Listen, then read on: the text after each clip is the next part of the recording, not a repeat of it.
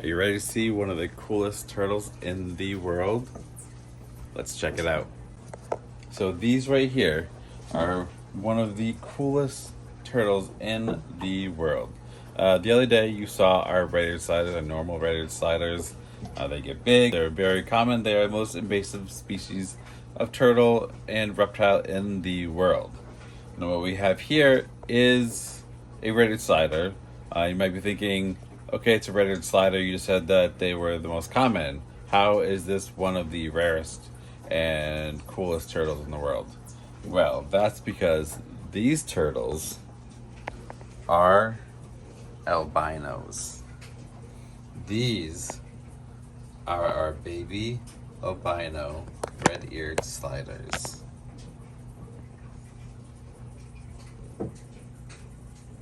We have one baby there. We have another baby right there. And these are one of the coolest turtles in the world. I have wanted albino red-eared sliders for the longest time. When they first came out, these turtles were upwards of between $500 to $800 or more. They have now significantly come down in price as they've been getting more and more popular and common. They're starting to come out with them a lot more. They're breeding them a lot more now. As you can see, she is a feisty little thing. But these have been one of my dream turtles for the longest time. They have that nice yellow shell on them. They have let's kind of see if we can get some better lighting over here. Focus on you, girl. She's got that nice white skin with those yellow markings on it, and if she sticks her head out, you can still see that telltale red marking on their ear. There it is. See that telltale red marking? If we flip up their shell, instead of black spots, they have yellow spots because they are albinos, which albino means they lack the black pigment. So these turtles are lacking all black pigment. Any pigment that would be the darker black color, you'll see as the yellow. As you can see, she still wants to bite and bite and bite and bite.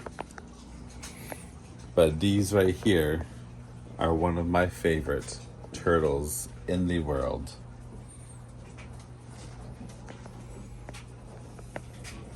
They are set up in this enclosure I have them here. They are currently in this 40-gallon breeder tank. They are set up with a part land over here.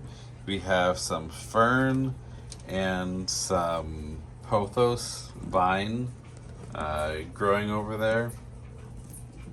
They have this nice, really cool log that I found, a driftwood log that I found while I was out on vacation last year, and I thought that would make the coolest part of an enclosure like this, so that I incorporated that into the main structure of this. Kind of divides the land from the water, gives them a nice basking spot up there, nice and close to the light. Gives them some hide down there. As you can see, there's lots of fish that also call this place home with them.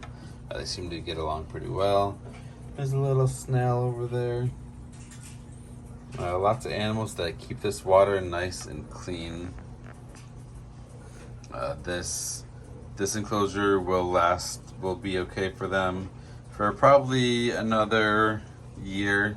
Within the next 1 to 2 years, we will have to upgrade their enclosure to at least a 75. I've got waiting, and then eventually up to 125, and most likely eventually they will be going into a pond that I'll be building in our yard in the near future. One of the most important things to remember when keeping turtles is water clarity. I have a large pump. I can show you guys on here right now if the lighting will allow us. This pump right here,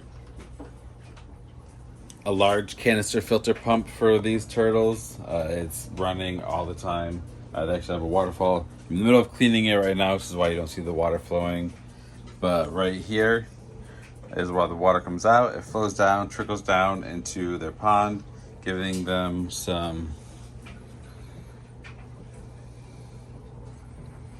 Oh, little snail. Little baby snail. Anyways, sorry, I got distracted. That water flows down, giving them a nice little circulation. Gives aeration into the water. Helps the fish in there. The aeration in the water helps the fish be able to breathe better. You need aeration. If you have stagnant water, the fish in there can't breathe because they don't breathe air, they breathe water. So you want the air, oxygen getting into the water. So water clarity, cleanliness, you're going to want to cleaning that filter regularly. Turtles are very, very dirty. So you're going to want to cleaning the water, but cleaning that filter, make sure that filter is kept clean all the time. You have your bioactive in there, you have your bio balls, you have usually a carbon or charcoal in there. You have mechanical filtration, biological filtration, and chemical filtration. They're all three different compartments within those canister filters. Lighting is very, very, very, very important for turtles specifically because they have a shell. The biggest part of their body is a shell. Shells need what? Calcium. Just like your bones. Your bones need calcium. Their body is 75% bone. That's how they live. They don't have the hard shell. They will become deformed and probably not make it. So lighting, UVA, UVB, very, very important for keeping your turtles healthy and happy and living a long time. These red-eared sliders, if they are given everything properly, proper diet, proper lighting, proper nutrition, proper water clarity, all that stuff, you can expect this red-eared slider to exceed 20 to 30 years. They live a long time if they're properly taken care of. Make sure you're properly taking care of your turtles. Turtles are awesome. They have been my passion since I started keeping reptiles. They were my very first reptile I ever kept. I had a red-eared slider named Lulu, and I had a false map turtle named Frank. They're the first reptiles I ever got in my life when I was about 18 years old. And that was, I don't want to say it, but that was 24 years ago. It just turned 42. I had my birthday 2 days ago. So they are awesome, awesome, awesome pets. I love them. I have never in the last 24 years not had turtles in my collection that I have, but they are a lot to take care of. They can be relatively cheap to purchase. You can buy baby red-eared sliders for usually less than $10. That's a very cheap animal to buy. But the setup that you're going to need for it, the filtration, the tank, the lighting, the heating the water, if you're not in somewhere or you don't keep the room warm enough, you can heat the water in a tank by keeping the whole room warm, or you can put heaters in the water. Just buying everything that turtle needs, even that little tiny baby turtle, you're going to be spending minimum $200 to $400 minimum just to get that turtle up and running for one turtle. And if you have multiple turtles like that, I have, I believe, about 20 turtles right now. It takes a lot. It takes a lot to feed them. They eat a lot. You have to vary up their diet. You're going to have to, depending on what kind of turtle, like red-eared sliders, you get them. They're tiny little, size of a quarter. They're cute little things. They fit in a 5 or 10 gallon tank. Within a couple years, you're going to need a 125 plus gallon tank for that turtle. So just things to think about when you are buying turtles. I'm not trying to dissuade you from buying turtles. You should definitely buy turtles, but definitely do your homework on getting your turtle. Turtles are awesome. I love them. Tell me down below why you love them. What kind of turtle, if you got any turtle in the world, what turtle would you have? Leave that in the comments down below. My personal favorite turtle, which I hope to be able to get soon, is a Mata Mata turtle.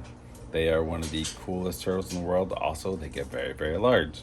Their shell length can exceed 2 feet. That's a big turtle. So you need a small pond to keep them in. That being said, they are awesome turtles. Those and pink belly side necks are another of my favorites. I have a female here. I'm looking for a male. Hopefully, in the near future, we'll be able to breed turtles and start having babies. Baby pink belly side necks would be amazing. I love pink belly side neck turtles. One of my other favorites. So don't forget, check in with us tomorrow. Like, comment, subscribe on this video so all you turtle lovers can come back and see what else we have next time. Bye.